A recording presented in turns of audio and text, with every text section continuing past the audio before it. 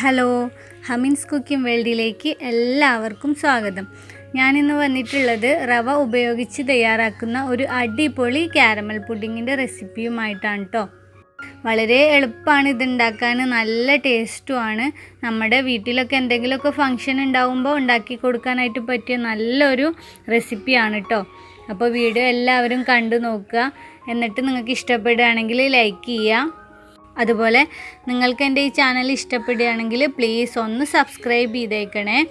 Subscribe ചെയ്താൽ മാത്രം പോരാ, തുടർന്ന് വരുന്ന ബെല്ലൈക്കൺ ഒന്ന് പ്രസ് ചെയ്യുക. അതിനുശേഷം വരുന്ന ഓൾ എന്ന ഓപ്ഷനും കൂടി ഒന്ന് മറക്കാതെ പ്രസ് ചെയ്ത് വെക്കുക കേട്ടോ. അപ്പോൾ നമുക്ക് വീഡിയോ നോക്കാം.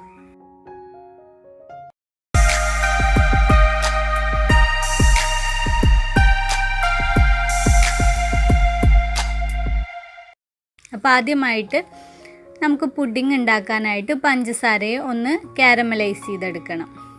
ഇതിനായിട്ട് ഇപ്പോൾ ഞാനൊരു 1/4 കപ്പ് പഞ്ചസാര 1/4 കപ്പ് വെള്ളത്തിലൊന്ന് ഉരുക്കിയെടുക്കുകയാണ്. ഇങ്ങനെ ഇട്ട് വെച്ച് കൊടുത്താൽ മതി, ഇളക്കി കൊടുക്കുകയൊന്നും വേണ്ട. തീ ഹൈ ഫ്ലെയിമിൽ തന്നെ വെച്ചുകൊണ്ടിരുന്നാൽ മതി. അപ്പോൾ ഒരു കുറച്ച് നേരം തീ ഒന്ന് ഹൈ ഫ്ലെയിമിൽ വെച്ചുകൊണ്ടിരിക്കുമ്പോൾ പഞ്ചസാര ഉരുകിയിട്ട് ഇങ്ങനെ ചെറുതായിട്ടൊരു മഞ്ഞ കളറ് വരാനായിട്ട് തുടങ്ങും. ഇങ്ങനെ മഞ്ഞ കളർ വരുമ്പോഴത്തേക്കിന് നമുക്ക് തീ പറ്റ ലോ ഫ്ലെയിമിലേക്ക് കുറച്ച് വെക്കണം കേട്ടോ. അല്ലെങ്കിൽ പഞ്ചസാര കാരമൽ കരിഞ്ഞു പോയിട്ട് നമ്മുടെ പുഡിങ്ങിൻ്റെ ടേസ്റ്റ് തന്നെ മൊത്തത്തിൽ കയ്പ്പ് രസമായിട്ട് മാറും. അപ്പോൾ അത് ശ്രദ്ധിക്കുക. എന്നിട്ട് തീ പറ്റ ലോ ഫ്ലെയിമിൽ വെച്ചിട്ട് ഇത് നല്ലൊരു ഗോൾഡൻ കളർ ആവുന്നത് വരെ ഇങ്ങനെ വെച്ചുകൊണ്ടിരിക്കുക. ഇപ്പോൾ ഇതാ കണ്ടോ, നല്ല ഗോൾഡൻ കളറായിട്ട് വന്നിട്ടുണ്ട്. നമ്മുടെ പഞ്ചസാര കാരമൽ റെഡി ആയിട്ടുണ്ട്. ഇനി ഇതിനെ നമ്മൾ ഉടനെ തന്നെ ഫ്ലെയിം ഓഫ് ചെയ്തിട്ട് പുഡിങ് ഏതിലാണോ സെറ്റ് ചെയ്യണത് ആ ട്രേയിലേക്ക് ഒഴിച്ചു കൊടുക്കുക. എന്നിട്ട് ട്രേയുടെ അടിഭാഗം മുഴുവനും നമ്മൾ ഈ പഞ്ചസാര കാരമൽ ഒന്ന് സ്പ്രെഡ് ചെയ്ത് കൊടുക്കുക.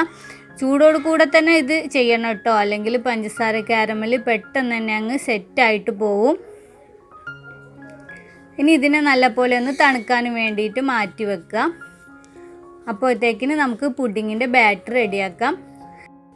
അപ്പോൾ ആദ്യം തന്നെ ഞാൻ 2 ടേബിൾ സ്പൂൺ കോൺഫ്ലോർ 1/4 കപ്പ് വെള്ളത്തിൽ കട്ടയൊന്നും കെട്ടാതെ മിക്സ് ചെയ്തെടുക്കുകയാണ് ചെയ്യണത്.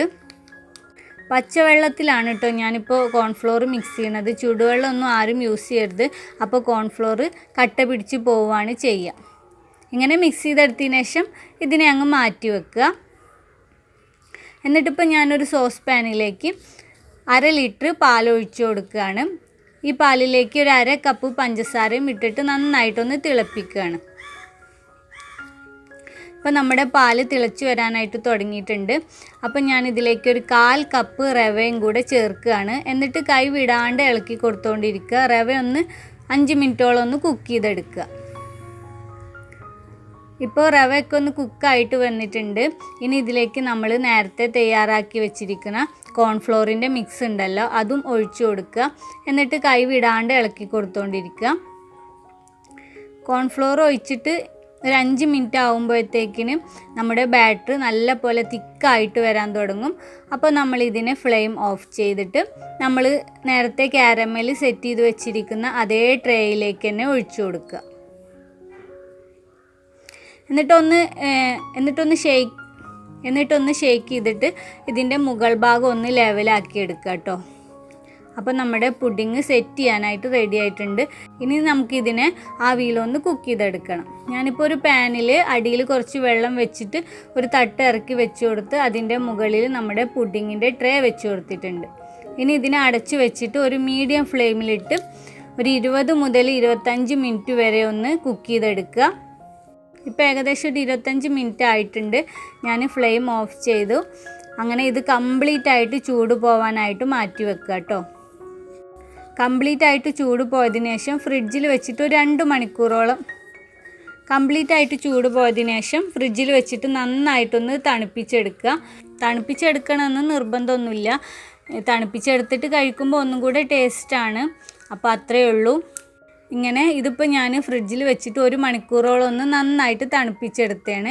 ഇനി നമുക്ക് പുഡിങ്ങിനെ ട്രേയിൻ്റെ അകത്തുനിന്ന് മാറ്റാനായിട്ട് ആദ്യം ഇതിൻ്റെ സൈഡ് ഒരു കത്തി ഉപയോഗിച്ചിട്ട് വിടിവിച്ചെടുക്കുക. എന്നിട്ടൊരു പാത്രത്തിലേക്ക് കമിഴ്ത്തി വെച്ചിട്ട് അങ്ങ് ടാപ്പ് ചെയ്ത് കൊടുത്തു കഴിഞ്ഞാൽ പെട്ടെന്ന് തന്നെ നമ്മുടെ പുഡിങ് ട്രേയിൻ്റെ അകത്തുനിന്ന് വിട്ട് കിട്ടും. അങ്ങനെ ഇപ്പോൾ നമ്മുടെ റവ കാരമൽ പുഡിങ് റെഡി ആയിട്ടുണ്ട്. നല്ല ടേസ്റ്റാണ് കേട്ടോ. ഉണ്ടാക്കാനായിട്ട് വളരെ എളുപ്പമാണ്. നമ്മുടെ വീട്ടിൽ ഫങ്ഷനൊക്കെ ഉണ്ടാകുമ്പോൾ സെർവ് ചെയ്യാനായിട്ട് പറ്റിയ നല്ലൊരു റെസിപ്പിയാണ്. എല്ലാവരും ഒന്ന് ട്രൈ ചെയ്ത് നോക്കുക കേട്ടോ. എന്നിട്ട് നിങ്ങളുടെ അഭിപ്രായങ്ങളൊക്കെ അറിയിക്കുക. പിന്നെ ഈ വീഡിയോ നിങ്ങൾക്ക് ഇഷ്ടപ്പെട്ടിട്ടുണ്ടെങ്കിൽ ലൈക്ക് ചെയ്യുക, ഷെയർ ചെയ്യുക. ഇഷ്ടപ്പെടാത്തവരുണ്ടെങ്കിൽ മടിക്കാതെ ഡിസ്ലൈക്ക് അടിച്ചോളൂ. പിന്നെ നിങ്ങൾക്ക് ഈ ചാനൽ ഇഷ്ടപ്പെട്ടിട്ടുണ്ടെങ്കിൽ പ്ലീസ് ഒന്ന് സബ്സ്ക്രൈബ് ചെയ്തേക്കണേ. സബ്സ്ക്രൈബ് ചെയ്താൽ മാത്രം പോരാ, തുടർന്നൊരു ബെല്ലൈക്കൺ വരും, അത് പ്രസ് ചെയ്യുക. അപ്പോൾ 3 ഓപ്ഷൻ വരും, അതിൽ ഓൾ എന്ന ഓപ്ഷനും കൂടെ മറക്കാതെ പ്രസ് ചെയ്ത് വെക്കുക കേട്ടോ. എന്നാലേ ഈ ചാനലിലെ പുതിയ അപ്ഡേഷനുകളൊക്കെ ഉടനെ തന്നെ നിങ്ങൾക്ക് നോട്ടിഫിക്കേഷനായിട്ട് ലഭിക്കുള്ളൂ. അപ്പോൾ നമുക്ക് വീണ്ടും ഒരു അടിപൊളി റെസിപ്പിയുമായിട്ട് കാണാം.